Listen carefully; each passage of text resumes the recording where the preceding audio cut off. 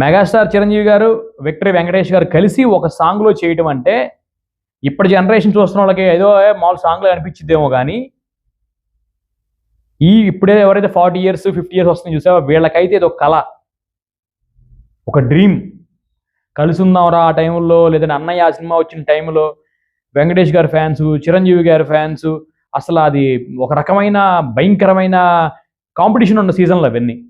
అలాంటి సీజన్లో కనుక ఇలాంటి కాంబినేషన్ వచ్చినట్టయితే 175 days నుంచి 200 days థియేటర్లోంచి సినిమా వెళ్ళటం కాకుండా టికెట్లు దొరికేవి కాదు. అలాంటి కళ మాలాంటి చాలామంది ఆ రోజుల్లో వెంకటేష్ గారికి చిరంజీవి గారికి ఉన్న ఫ్యాన్స్ అందరికీ అదొక కళ. వాళ్ళిద్దరు కలిసి ఒక స్క్రీన్ మీద నటించాలనేది కళ.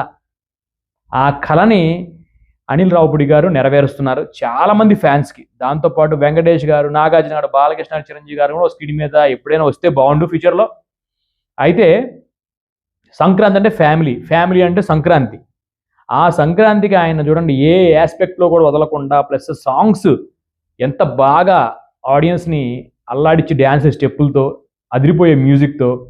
ఇది 3వ సాంగ్ అనమాట. 3 సాంగ్లు హిట్టే మన శంకర వరప్రసాద్లో. ఇక వెంకటేష్ గారు దాంట్లో సరదాగా ఫన్నీగా వీళ్ళిద్దరు డ్యాన్సులు, కామెడీ సీన్లు. ఒక డైరెక్టర్గా మనం నేర్చుకోవాల్సింది అదే.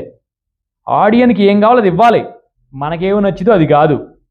ఎక్కువ ఆడియన్ ఆ టైంలో, ఆ సీజన్లో ఆ హీరో తగ్గ ఫ్యాన్స్ ఎవరున్నారు, ఆ సీజన్లో ఆడియన్స్ ఎక్కువ ఎవరు వస్తారు, వాళ్ళకి ఏమి నచ్చిద్ది, వాళ్ళకి ఏం కావాలనేది వీళ్ళు ఇలాంటి వాళ్ళు టార్గెట్ చేసుకుంటూ ఉంటారు. సో దాంట్లో అనిల్ రావుపూడి గారు బాగా సక్సెస్ అయ్యారు. సో సినిమా బ్లాక్ బస్టర్ అనుకోవడంలో ఎటువంటి ఆశ్చర్యం లేదు. సంక్రాంతికి వెయిట్ చూద్దాం. Thank you so much.